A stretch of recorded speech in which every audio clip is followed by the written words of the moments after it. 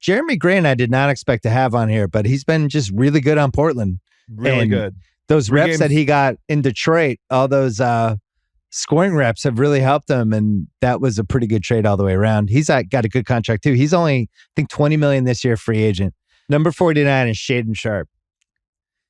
This is a little bit of a deep cut league pass. I'm not sure how focused people have been on like second quarter Portland games. There's an athleticism with this dude. And you could go on YouTube and just Google like Shaden Sharp highlights. Something's different about him.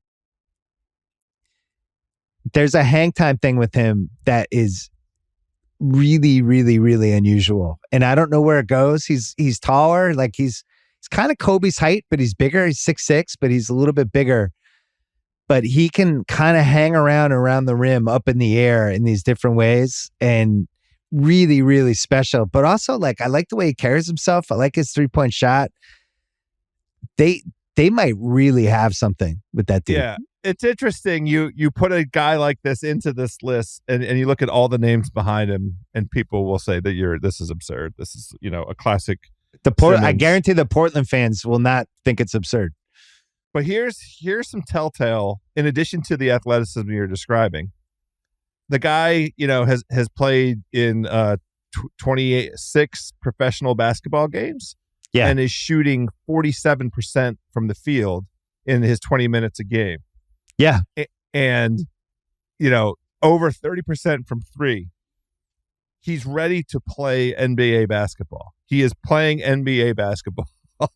I mean, I look at the guy that the Washington Wizards drafted, and where I'm going to stop doing this.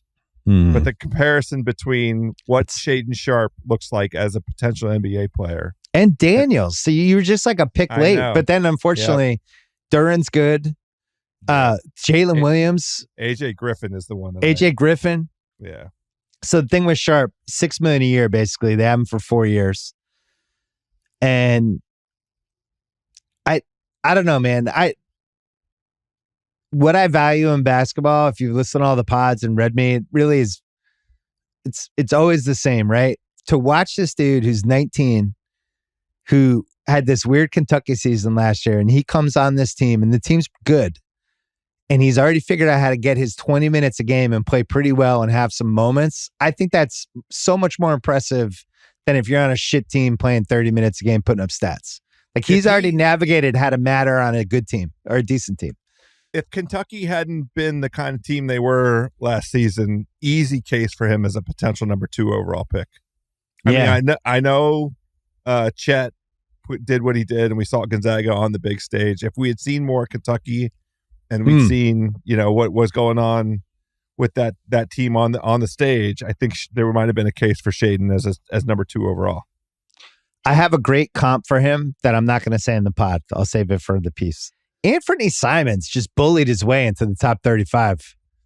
We were waiting, and we were waiting, and we were waiting. We watched a lot of games of Anthony Simmons on Portland, and Portland, trying to prop him up, and then he wasn't ready, had to pull him back down. And they tried to prop him back over the last 3 seasons. They tried, and here he is. And I think, you know what it is? We had our guard up because Portland's tried to do this to us before with people like Rudy Fernandez. Great point.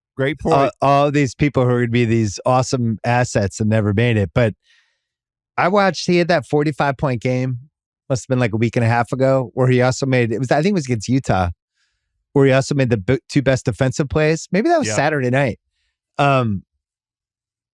He's a dead-eye scorer. He has these runs where he just like feels like he's scoring for 5 straight possessions. He plays really nice with Dame. He'll have every once in a while, he'll have like a 6-point box score. You're like, what happened that night? But for the most part, right. That's right. And really good contract, $25 million a year, basically, for somebody that every year has gotten better. So love him. I was worried he was a good stats, bad team guy, but he's not. He's not. Dame, huge contract, massive, just ridiculously expensive. He's in the 50s and with an extension, but then he hit 11 threes last night. When he's healthy, he's good. We were worried. We hadn't seen him healthy in like 18 months, but he's shown enough, I think, the last 6 weeks that I feel okay, and I feel okay having him top 25. Also, one of the rare guys who means a shitload to his city. That's it. He's synonymous with Portland. It doesn't matter what the contract is. He had so many opportunities. It was reported that he was interested. He was like, those reports are all garbage. I'm never leaving. I love it here. I'm staying. I'm the guy here. I love what's going on. I'm going to make it work. And that's what he did. I want to win a title here. It's great.